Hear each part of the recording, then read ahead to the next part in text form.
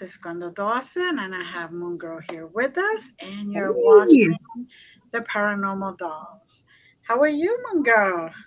I am great. How are you? Excited about our wonderful guest, Greg, a great Oh, friend and fellow Aquarian. So go, there you Greg. go, another Aquarian. Perfect. Mhm. So, hi, Greg. Welcome. Hello. Thank you. Thank you for being here with us today. And I am sure the audience wants to hear all about you, so we're going to just turn the floor over to you. All right. Well, I'm a paranormal investigator. I've been doing this for about 15 years or so. And one of the areas that I find is a passion of mine in paranormal investigating is an area called ITC, intertransmental communication, basically meaning that any sort of electronic device that spirit can talk to, that's ITC communication. And it's been something that has really inspired me into paranormal for since the very beginning. As soon as I saw like the spirit box work for the first time, and when I've experienced it myself for the first time, being able to hear voices coming through that box that answer your questions, that's, to me, even now, it's still pretty incredible. I never take that for granted. I love it. I've even been able to build up my intuitiveness and my mediumship using the box, and I often use it to reach out to people's loved ones who have passed. I don't do guarantees on that. I never like, oh, we'll definitely get them. But at the same time, what one of the things that I've kind of honed is like I see in my mind how I can connect to somebody through spirit or via or being spirit, and that's included like I've reached out to historical figures. I've reached out to Abraham Lincoln. I've reached out to Who was uh, an Aquarius as well. and, yes, And believed in aliens, of course. absolutely, and Mary Todd Lincoln and all these. You know, it's just like, and people are just like, oh, come on, and they'll listen to it. And do I know that Mary Todd Lincoln is coming through the spirit box? I can't say for sure, but she's, whoever it is, certainly answering my questions. I mean, so there's something to be said about that. It's a And demon pretending to be. right, but and part of that too No is one's like, human anyway, so it doesn't matter. who cares if they're impersonating, they're answering my Yeah. questions. That's the best thing of all. And then I also do Monday through Friday I do a radio show, nightly radio show on KTNF, that's AM 950 in the Twin Cities. It gets broadcast all over the world, like this does. I mean, it's streaming, right? So everyone has an opportunity to watch, and that's called Ghostbox Radio at 10:06 p.m. Central Standard Time. And once again, just like this show and a lot of other shows, all we want to do is we want to talk about paranormal. We want to talk about all these great conversations and bring on people who are interesting and just have a really good conversation. It's there's no judging of what anybody brings to the show. It's just a conversation, opening up different avenues of thought and understanding. Planting those seeds Awesome. in people. Yeah. Can you So go ahead? Go ahead, Glenda. tell us how you got into the paranormal investigation part. Sure. I mean, I it's odd because it's not quite like, so many people I've met on this journey, they're talking about the thing in the closet when they were like 5 years old, or shadow people, or their grandma coming to them after she passed. Though mine did actually.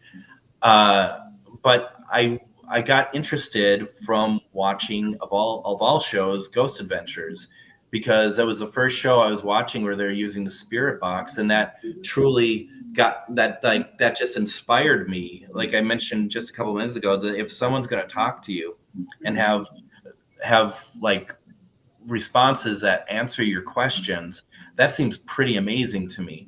So it immediately inspired me. And the thing that I don't take from Ghost Adventures is the provoking.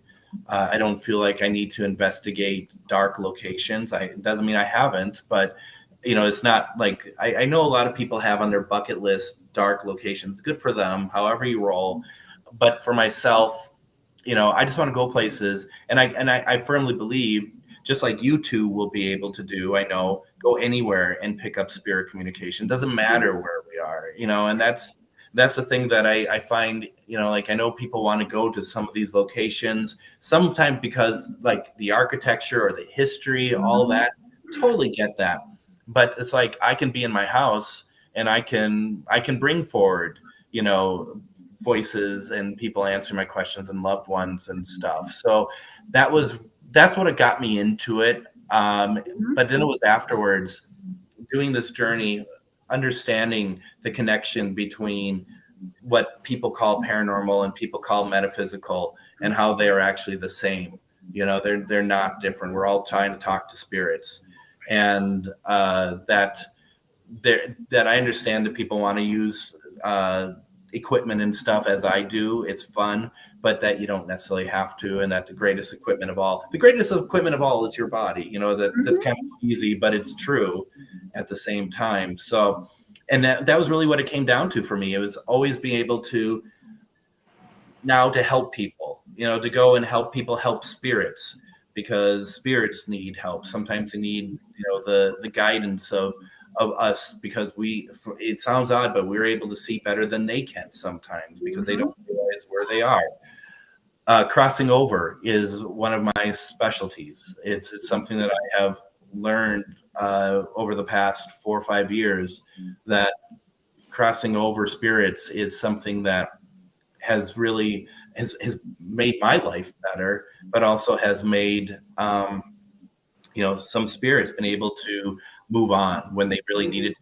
And I always feel like that they're always afraid to, because they're always afraid of what's waiting for them, and they don't want to do that. Right. Dogma that's implanted in them. Yeah, that's exactly it. Yeah.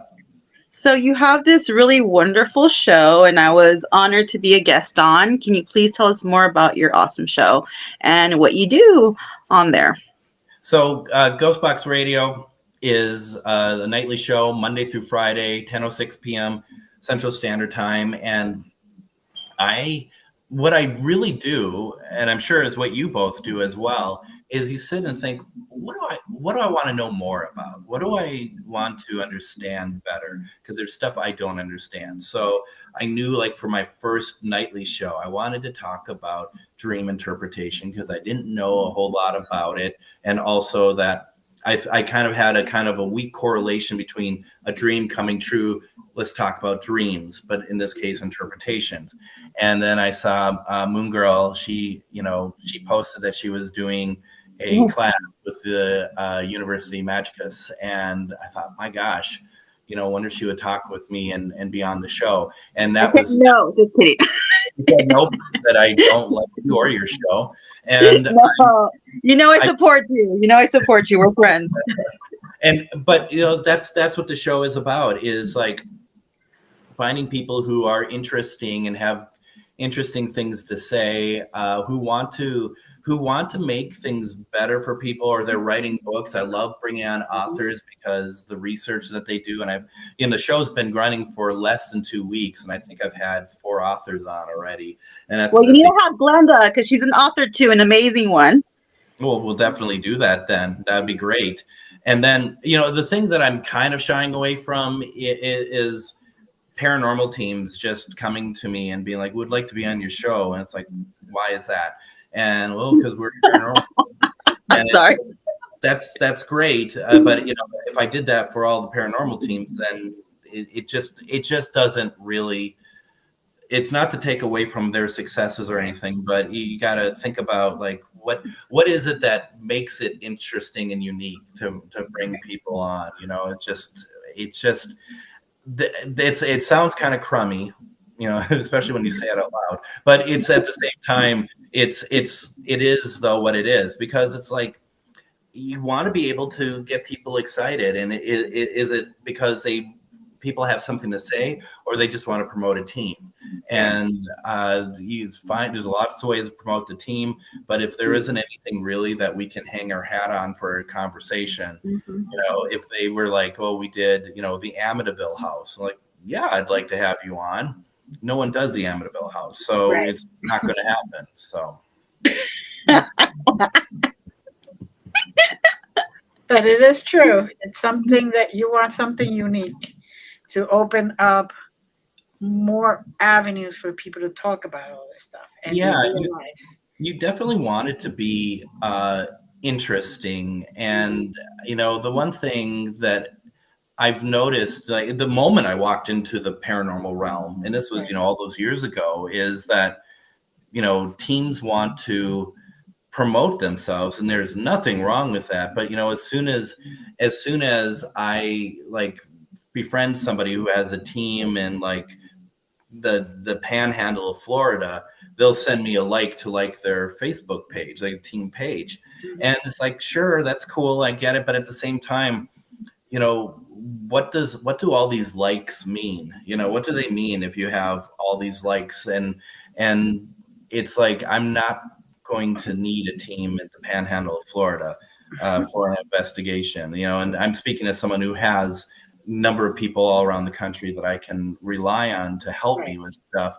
I'm always wondering about what the reason is for why people need to have to really promote their teams, because it doesn't feel as much like we want to help other people, but more like we want a slice of fame, is what it always feels like to me. That's the majority of people, even though they highly deny it. But when it comes down to it, and you are really in the community and you kind of, rub elbows with people, you see the truth about things. So, yeah. You do. And, first of all, if you're going to put effort in something, I understand why you're going to want to promote it. I mean, obviously, I want to promote my radio show. You both want to promote your stuff. I totally get it. But it just becomes like, happy birthday, like when it's your birthday and you get a message, happy birthday from such and such paranormal. Like, really? And then it's linked in the message, so that in that message, in the comments, they can click to the thing. Yeah. It's just like, well, what's the point? I mean, what is the point of that? I don't really understand. Also, what I've been noticing a lot, at least in the circle, let's talk all of it. No, just kidding. Let's go for it, right? I'm not hated. Let's close that gap. Is also the fact that, do people even investigate private residences anymore? It feels like, well, that's it. But the thing is, it seems like the circle of people I see on Facebook, they're all about going to the events. Right. They're or if they're going to investigate, they're going to like a location that is like not a private residence, but like a well-known place. Yeah. And it's like, once again, you be you do what you want to do, but it just feels like that the aspect of what paranormal investigating is, and maybe as far as I'm concerned, and maybe I'm the one that's way off here, is that it's been so diluted about whether or not someone can meet the guys from the Tennessee Wraith Chasers. I mean, it just seems like that. Okay, well, like that's what it becomes. It's like its own like little clique of people. In some areas, I call it a cult, depending on what we're talking about. But it truly is, and it's not so much about. Some are about forwarding the field. A lot of others just seem to be about wanting to go and get their pictures taken with celebrities or perceived celebrities, I guess. Or when all they're doing is taking pictures, and that's like the whole thing. Like, I mean, I get you're excited, you want to take pictures and promote and everything, but when the whole event is just picture after picture, what are you really there for? And I've heard about some people that I know that they were going from table to table to just get selfies with everybody, and it's just all it is that they're trying to prove. Look at Glenda's face. Right. I'm like, what is it, a party? All they want to do is give the impression that they know all these people, where they don't know any of them. I mean, they may think that they know them, but then they'll walk away, and the people at the table, because I've seen this firsthand. And then when people told me this from like this last weekend at a big paranormal convention, that someone did that, and that once they walk away, the people are like, what was that? So, Yeah, so that's my take on the paranormal. Yeah. Well, most of the stuff that I do, I can't even talk about because it is a private house.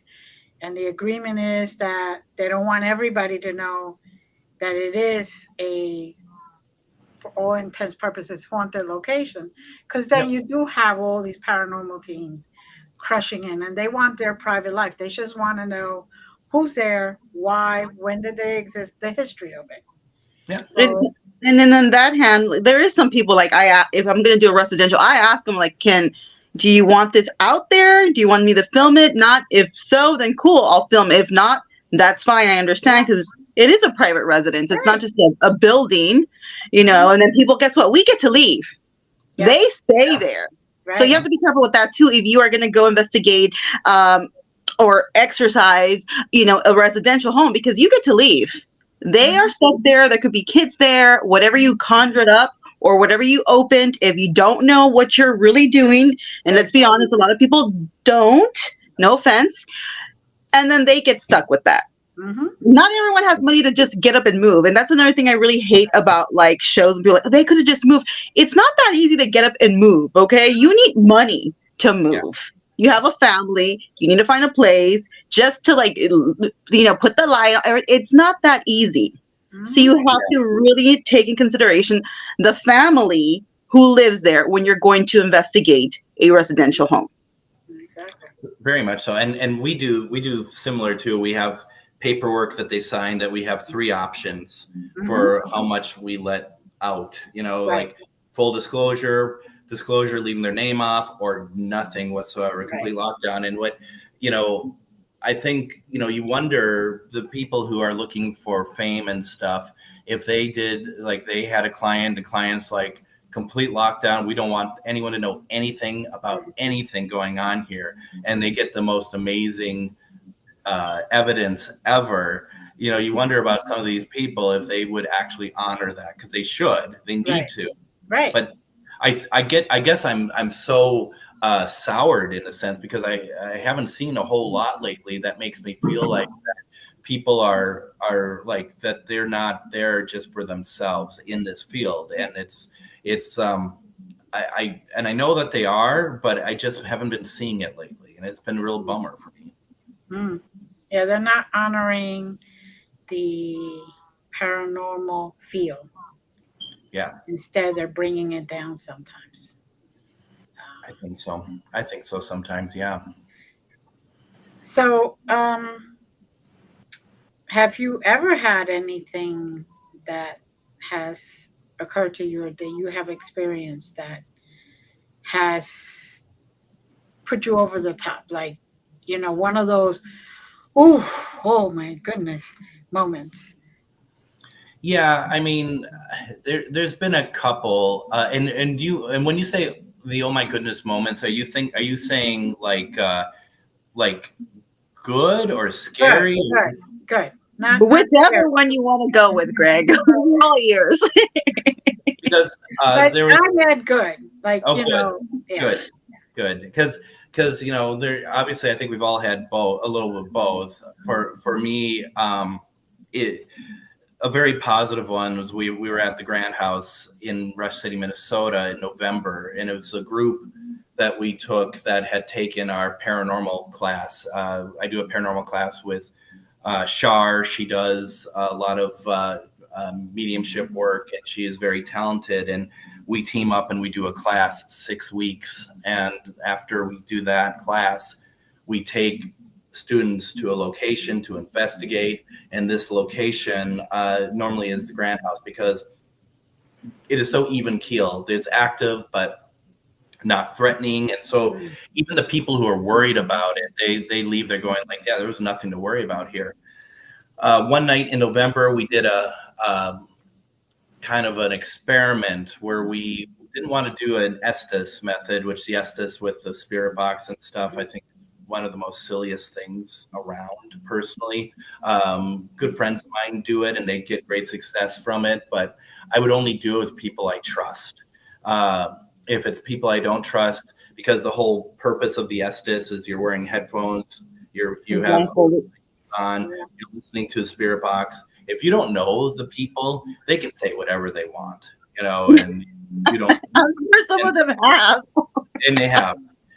Like I do a show with a gentleman named Greg Bekun. I mean, I trust him and I trust the people he has on, so I don't worry about it. But so Shar came up with an idea of doing it a little bit differently, where everyone else can hear, but there's one person who has headphones on and blindfold, and they're pretty much isolated, and they just say what's coming to them, so they're channeling. Right. And what ended up happening is what I think of as like a grand slam in paranormal investigating. We recorded it all, and we were mainly over 2 floors in the hotel. A Tree, who is channeling, and Shar up there with Andrea and myself and Lisa on the floor below, and we were communicating between phones that were on speakerphone, so we could all hear everybody. The only person who couldn't hear anything was Tree. And what became very apparent is that there was 2 spirits that were trying to get through, and one being a young boy, the other being the mother. And from what we can understand is that the young boy drowned in the pond in the back, and they can't see each other. They're both in the same location, but they can't see each other. The mother has passed. She probably lived a life, like full life, and she passed at some point and crossed. We believe that the boy never crossed. He didn't know. At one point when we're trying to cross him, he's talking about the light. It's so scary. He doesn't know. He doesn't know what's going on around him.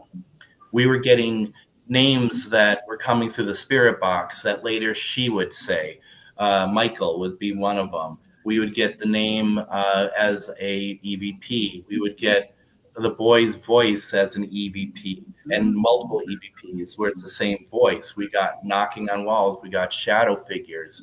We got, sounds of feet running up to somebody, which all this occurred over 18 minutes.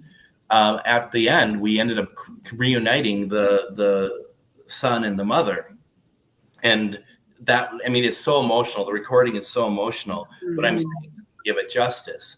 But at the very end, we get this EVP over Shar and Tree talking as a woman, we believe is the mother, saying, it's over now.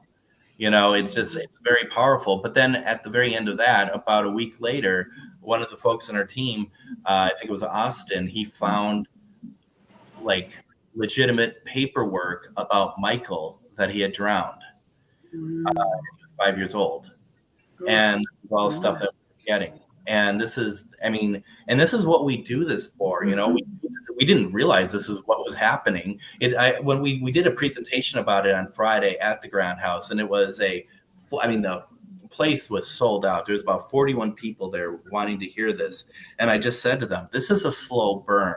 If you're coming in here waiting to hear huge knocking on walls and screaming and stuff, this takes a while to build up. But when it does build up, this is going to be, it's very emotional. It's very beautiful.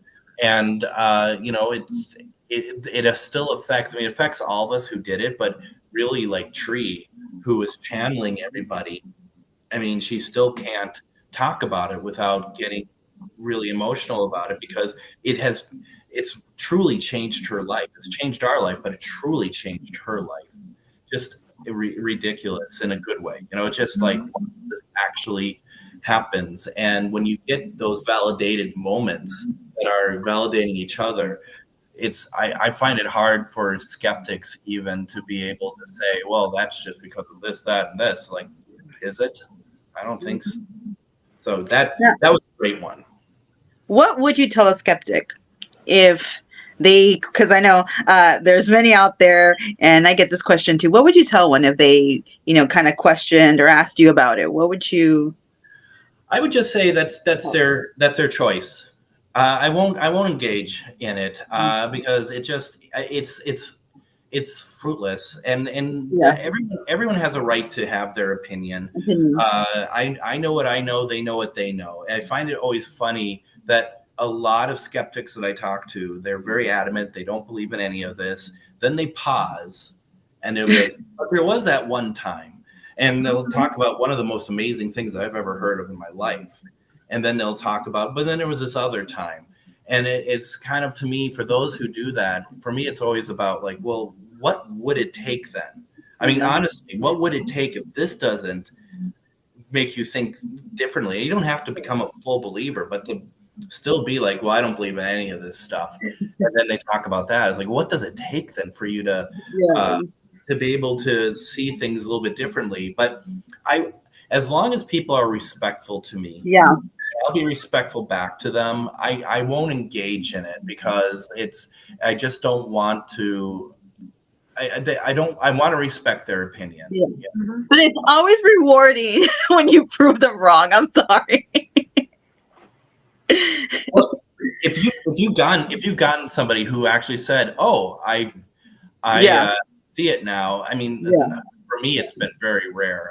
There might have been a handful of times at the most, but I feel like I'm open to it now. I believe in some of it now. You know, I guess that's probably as far as I've gotten for when it comes to like real big skeptics. But they're very like, you know, this is what I believe, so blah blah whatever. But yeah, it's very true, and even at that too, it's funny because there's a lot of people who I've run into who are very set with that opinion of being a skeptic. So it's like, no matter where I take it or what we can do or to show, a lot of those people are going to have their heels in the ground so much that they're not going to go back on it. You know, but that kind of makes me laugh a little bit because I'm like, then why are you here then if you already don't believe in this? Why go to the events? Why go to the investigations? Or why leave comments on people's stuff? It's like, if you already don't believe and that's already your mind, you made up then why even engage in it? Just move it along. We did an event at a place called the Anderson House in Wabasha, Minnesota about 2 years ago. And a guy came there. He was a ex-cop, and he came there. And I find with ex-cops, either you are totally in or you're totally out. I don't find an in-between with ex-cops. And this cop was there because his wife was really into it. But his energy was absolutely, because he did not believe in any of it. His energy was just really tough to get through because he just was so against it. Where at finally he showed up for the first night with us, and then he stayed in his room the rest of the time. And I just have this feeling his wife was like, just stay away. You know, you're not helping. I mean, he's just body language and everything was just like, I don't want to be here. And it's like, you know, I get it, but you're ruining it for everybody. Yeah. He just stay in your room. He did, and no one missed him. I mean, it's like not even the wife, especially the wife. I don't think so at all. I mean, I think that she absolutely was like able to be herself, because when you're in a situation, she had the time of her life downstairs with you guys while he was in there. Probably because if you're with somebody, like if you're close to somebody and you bring them along and they don't believe or whatever, and they might even think that you're silly for even believing, you're going to be able to have a good time. You're not going to be able to be yourself. Exactly. Very true. But that happens in anything in life, unfortunately. Totally. It really does. Yeah. It's like don't like, oh, I want to do stuff that my spouse wants to do. Well, if you're not into it at all, then just do everyone a favor and just don't go. So. Yeah. Just let them go, wherever they want to go. Just let them go. Let them do. But do you also want to be with someone who thinks your interests are silly and stupid? You know, it's just like it goes hand in hand. Like I don't want to be with someone who thinks what I do is stupid and silly. The most obvious part of it that of course, me having been single for like the last 400 years, just even think about that. But you're absolutely right that if like, anytime you're just like, well, I think I believe in ghosts, and then it'd be like, well, you're just whatever. That's a red flag. My ex-wife was that way. When I first started getting into this, she was still living here at this castle I live in, and she would make fun of me, and I said, okay, well, what if I was able to bring spirits here and they can torment you? Would you still be the way you are? And she got very serious. She's like, no, don't you dare. Like I had that ability. I didn't have that ability, but it was like, oh, so you do. If you're gonna be that way, then don't be this way. I like that. I'm going to tell that anyone I date and they didn't give me that answer. I'm going to tell them what you said. You want me to bring you spirits? And Absolutely, yeah. I mean, you're gonna be smart ass about it. I'm gonna, I mean, it's just ridiculous, like those, like we talked about before, those provokers that are just like you wait till they actually decide that they're sick of you. It's like prodding a tiger. Yeah, you're poking a bear. Yeah, and they might take it for a little bit, and then next thing you know, that you don't have a face anymore. I mean, it's just one of those things that it's some of those people I think are very lucky that. I think it's that spirits just don't engage with some of that. They just like whatever. Some will. So I have seen scratches actually happen while they were happening. Not on me because I don't provoke, but there were people provoking and they were getting scratched and pushed and all that. And I'm like, yeah, that's the definitely answer for me. I don't want to be what you're doing. I don't want to be. And that's when I really truly decided that I didn't want a team. It's going to be one or two other people just so we could go together. But, I couldn't agree more. And the funny thing is I didn't want a team because I didn't want egos, and in a way, that always happens. Yeah, people might say, "Well, you not wanting to have a team means you have an ego," and I can kind of understand that. But there's a team that I know. I won't say where because it might give away everything. Right. But you almost think they're a paramilitary organization. By the way that they dress and act and the hierarchy and all the other things. It's like, do you even have fun doing this? I mean, and you pay dues and you're all this stuff, and they're all about getting on the TV shows, and I don't mean the Travel Channel shows or Discovery Plus. I mean like the local TV shows, like if we're doing anything about Halloween or something, so the rest of us don't even have a chance. And so I guess I'm saying they're local to me. But the thing is, it's like it is so like they're very big, and they do a lot of house investigations and stuff. But I feel, to me, it feels very constricting to be an organization like that when it comes to that. I also understand that you want to keep things in order because like we talked about ego and stuff, but once I get the idea of someone is being very egotistical and all of this, I just back away. I was like, I'm out. I don't need to be a part of this. Won't make a deal of it. It's just like, you just won't hear from me anymore. Exactly. But that was definitely when I decided that it's best I try solo, and we just with people that I trust that are thinking the same way I'm thinking, and we don't go through this. It's a lot of ego and very competitive. Very. Yeah. It's like the accordion diagram of doing it. It's like you just grow it as you need it, and then you can. And to your point, Glenda, it's just like there's people that I know I can trust to bring in to investigate with, and they do that for me. And I don't think I ever investigate with teams at all. I always investigate with other individuals. Come to think of it, Yes, and well, my partner and I, he goes with me now wherever I go. Basically to be there to kind of, because he's very energetic, right, Sarah? He's our bodyguard. Yeah, he's my bodyguard. So he's Whitney Houston and Ben Costner, yes. But so he's there for that. But we really tried, both of us, to just keep it at minimal. And since I do a lot of residential, the people prefer that.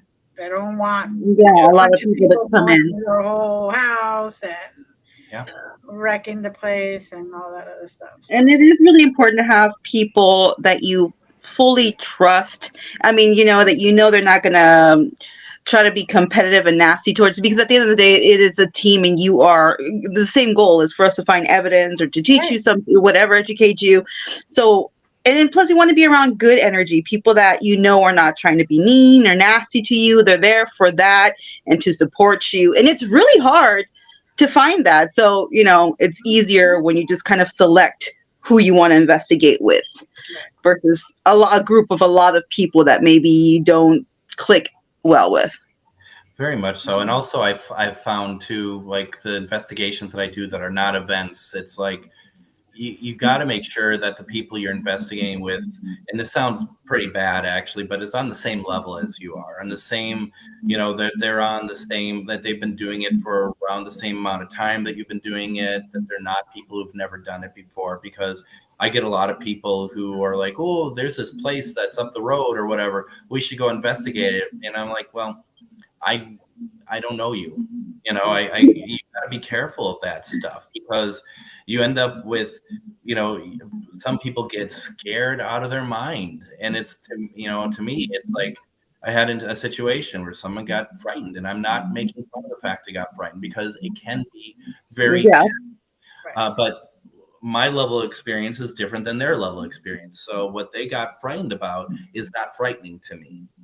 But it doesn't invalidate that they got frightened. But that's what you got to be careful for. And ultimately, you always talk about a chain, right? And what's the weakest link in a chain? And that's when stuff might get in and affects everybody. And that's kind of what happened.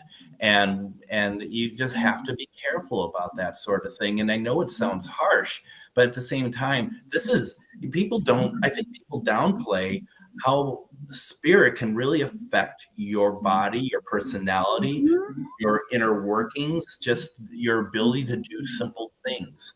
And you have to be careful about all of that stuff. Definitely.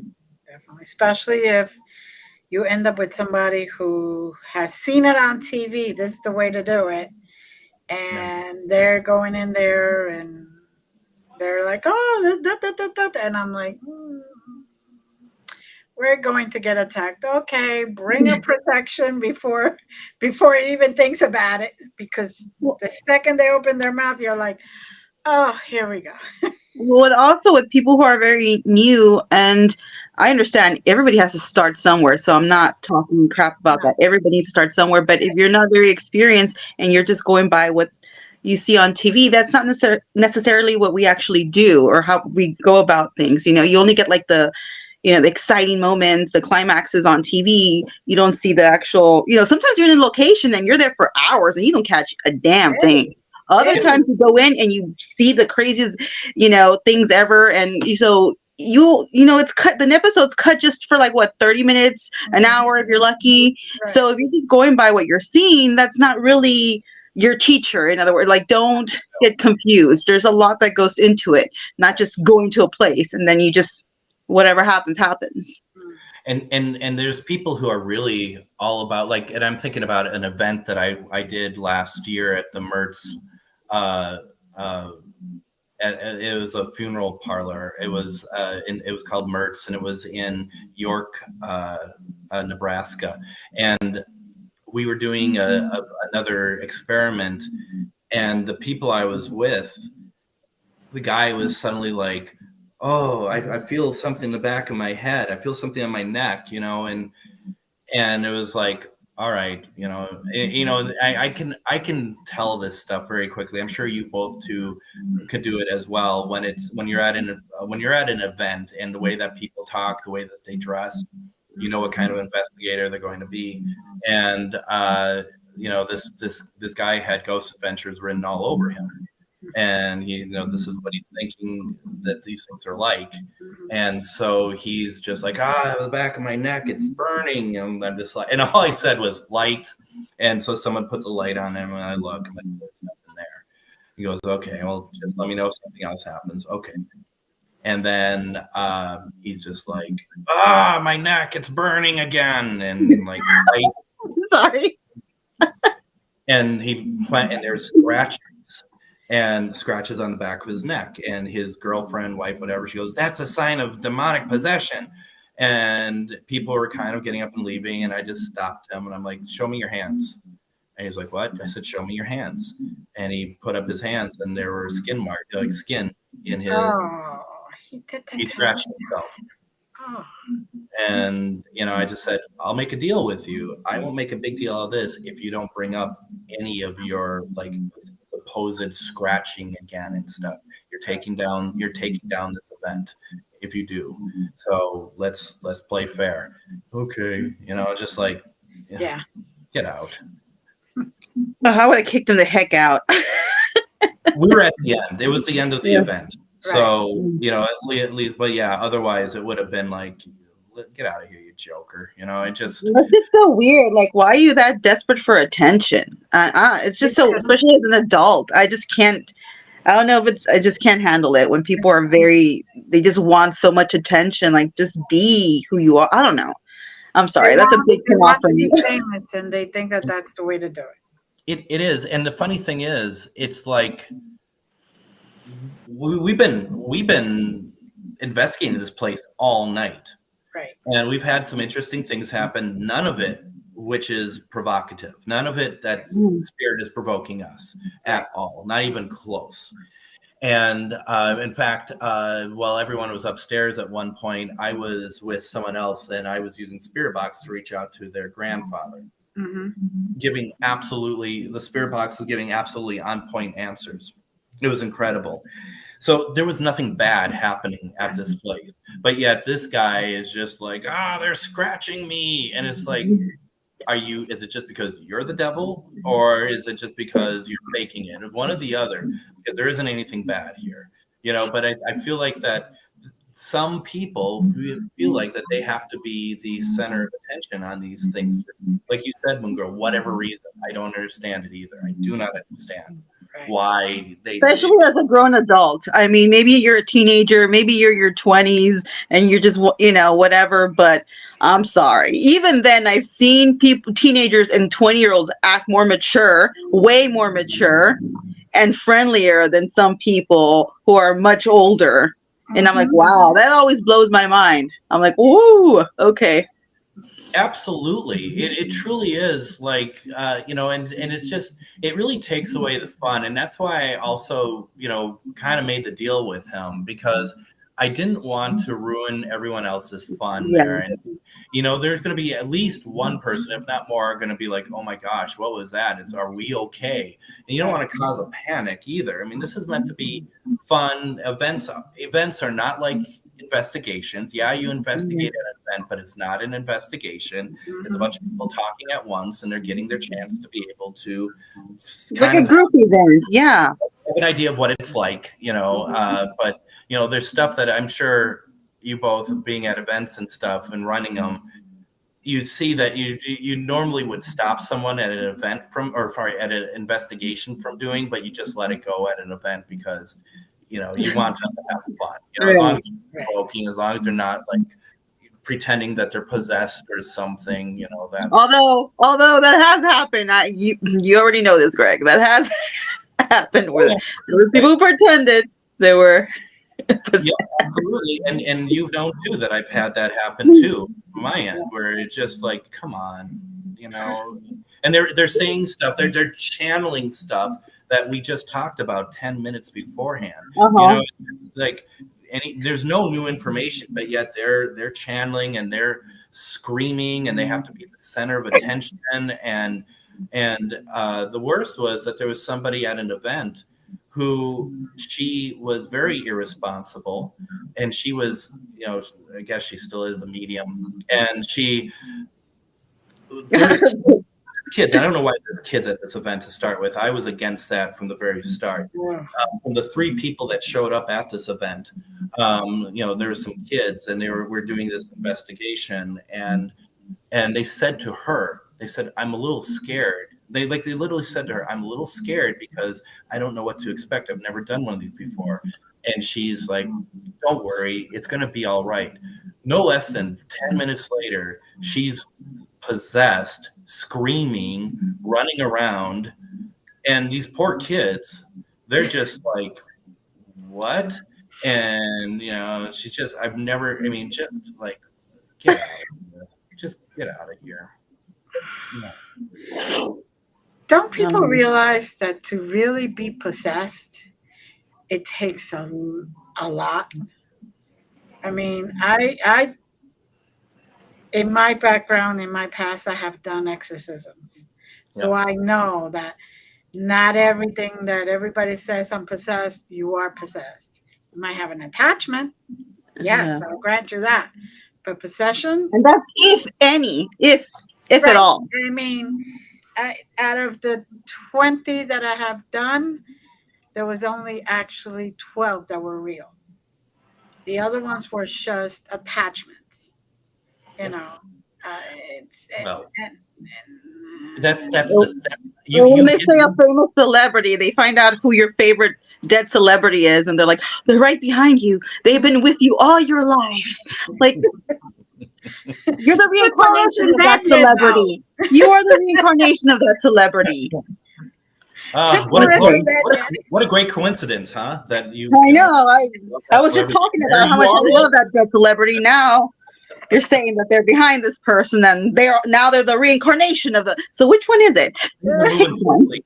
And Glenda, I think you hit the nail right on the head too. With like, people don't understand, unless you're watching Ghost Adventures. And I'm sorry, I'm turning this hour into a bash on Ghost Adventures, but because there is more to me than that. But maybe not after all. But the thing is, the whole thing about that you have, like, anything to do with demonic anything takes time. It's Mhm. not like, and if you do exorcisms, it's not one and done. No, you It gotta, could take years. yeah. I mean, heck, even in The Exorcist, it took her a while before she got fully possessed. And it was still not enough because they had 2 more movies after that. Exactly. And then the parody Repossessed, that was a funny one too. But it is true. It isn't a snap of the fingers and wow, I'm possessed or anything like that. You may have attachments. You foolishly maybe allow the spirit to come in. That you didn't know who they were and the whole thing. But Well, some people also try to do that on purpose. Like they want to get possessed or they're hoping they get an attachment to them. and they don't realize, it could change you completely. It could destroy you. Mm-hmm. Because what it's doing is creating fear, which is what they feed off. And the more fear you have, the stronger they get, And and isolation. the more they attach to you, literally. Yeah. So Very much so. You know what's great is if I crouch down enough, it almost looks like I'm wearing a priest collar. I saw that actually. More of I can speak with more authority about it now. there you And go. I probably have more, just doing this. I probably have more authority to speak on it than some of the demonologists out there that want to make it into a And by the way, I don't call myself a demonologist because I really don't want to do that. I just been She's called a McNugget demonologist. She's tiny but mighty. I've been called into it because I bring in the light. That's all. Yes, absolutely. Not because that's my favorite thing to do. My favorite thing I've seen so far though was once again Ghost Adventures when they did the demon house. They had that demon house, and they had one of the little girls that used to live there.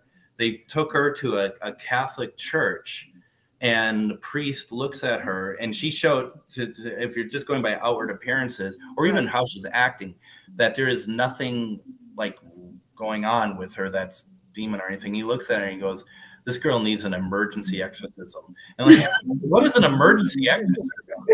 Like, do you break a glass and you take out a crucifix from it or something? I mean, I don't know what it is, but I just was like, this is ridiculous. I mean, anyone who knows anything about, first of all, Catholicism knows that everything moves at the speed of snail. And, it takes forever to you have to like actually have evidence to convince them to send everything. It's not have just to approve it, which could take years. Sometimes. Years, yeah, absolutely. But yet this guy's like, we're gonna do an emergency exorcism, and it's like, and he casts it away. It appears within 15 minutes. I mean, it's not only emergency, but you know, it's in the speed lane of exorcisms, and The it speed just of light. She paid an extra fee for speed, speedy recovery.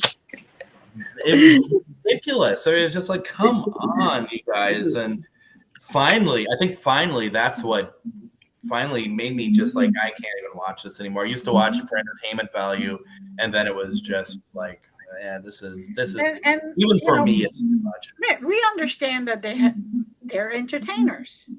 Yeah. And that's the difference. You know, they could be doing 2 weeks worth of shooting and finally have enough stuff for that time period. But, you know, it's not as pretty as it looks. No, it's not. And but you can't tell anyone that, you know, no one. It's TV. They have to glamorize everything, or, you know, and. Right. And I don't know if we're going to have a lot of shows around much longer. I mean, through the streaming, they still have them, but I feel like that the networks are kind of, they canceled most of them anyway. Adventures moved to Discovery. You still have, like, you know, Dead Files and Ghost Hunters, but so many of those other shows seem to be gone now. And I can't help but think that maybe that's not a bad thing. You know, I mean, entertainment value itself, you know, for at least for the field, but who knows? I mean, it'll be interesting to see, because I feel like we're at a crossroads a little bit with everything. Oh, for sure. I feel it.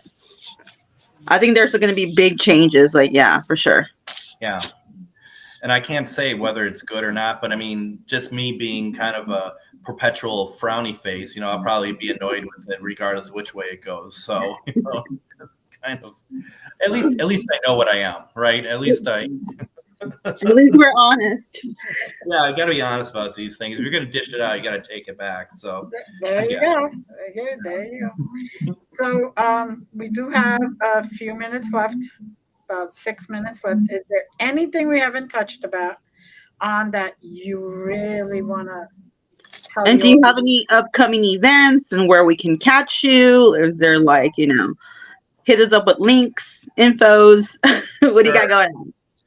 I got, you know, after all this talk about having, like, you know, people only want to do events and stuff and whatever, I have some events coming up that people might want to check out. And, you know, it's like, and, you know, for those who only want to meet, you know, celebrities and stuff, I have one with a celebrity coming up as well. So it's like, you know, it's a complex life I lead, but a lot of internal, you know, struggles. But we do have an event with Dave Schrader coming up August 20th at the Anderson House in Wabasha, and Dave has been really awesome to work with and stuff. And we've sold out the hotel, but we have a handful of tickets left.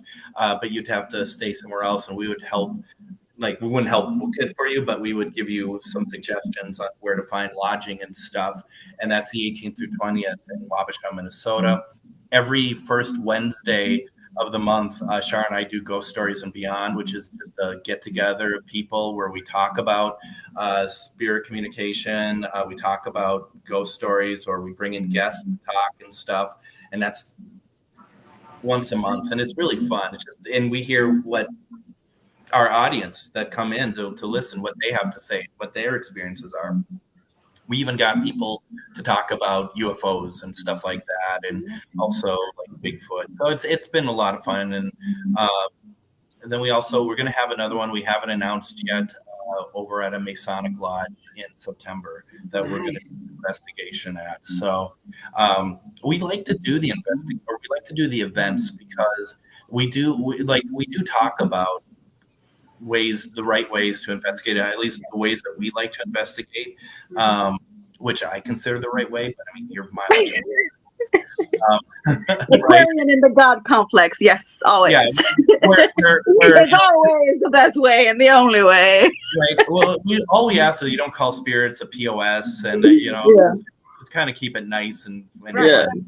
Is that too much to ask? No. And so, but I mean, it's nice to do, and it's fun to give people that opportunity to do that if they don't want to be a part of a team or really want to dip into it. And that is the fun way of doing it, is like, but we also sage them when we leave. We also, throw holy water on them. We don't do that, but we want to make sure that when they leave, that they are safe. Right. Like, they're our responsibility. If they're doing everything right, Mhm. and they're enjoying, we just want to make sure that they're okay. I mean, we're there watching, making sure that no one, because you all know what it's like when you see like something get too overwhelming for somebody. Yeah. We're just making sure that we don't see that. If we do, we might just kind of take them to the side, just like, are you okay? Just want to make sure you're okay. We're not going to be like pointing at them in front of everyone like, you're possessed. We'll just, You're a castaway. You're possessed. just start throwing holy water on them, and just cross, just really. But no, we do our best to try to make sure everyone is safe and have a good time. We don't want to, even though I spent the last hour talking about how I think people should do things, and I'm very, clear cut about that. As long as you're not being a jerk to anyone there or to spirits, just have fun. As long as you're allowing everyone to have a chance to enjoy themselves. I don't investigate these things. I step back because this is for me. This is for them. So Right. Yeah. And if they have fun, then it raises the vibrations, and the chances of anybody getting hurt is slim to none. it is. And I've had some groups come to me at some events, and they, you just like, did you just witness a puppy get ran over? Because you have no energy whatsoever. And like then that becomes my job to raise the energy of them in the room so that they are having fun again. And sure enough, as soon as you start doing that, you start getting some reactions and stuff. I mean, it's amazing that connection between of energies, and like is attracting like, and all of that. And people who don't believe it, I hope that they can experience it one day so that they can see, because it is beautiful, actually. Well, thank you, Greg. It was wonderful. Is there a website or someplace they could find you? Feel free to like my Facebook page, Ghostbox Radio with Greg Bekun, and then also do ghostboxradio.com, and that's where all the previous shows are. So if you want to go listen to Moongirl, and that was a great episode. That was a lot of I had a lot of fun. Thank you again for having me. It was a lot of fun. It was great. Matter of fact, the owner of the station called me the next day, and he said how much he enjoyed that one in particular. Oh, yay! That was really cool. One for the Moongirl. Yeah. That since that Monday, everything has not been as good since then. So he didn't say that. But yes, yes, exactly. Please go there, but go to Ghostbox Radio with Greg Bekun on Facebook, and please like it. We post stuff all the time on there too. So hopefully you find it worth your time and effort and energy. All right. Well, thank you very much. Thank you for being here with us. Back in another time and hear more about all your experiences. You need to go on Glenda's Den, and you need to go on Ghostbox Radio. Yeah. Absolutely. All right. Thank you. Hooking people up. Have a good one. Thank you, everyone. Oh my God. Love you. Bye.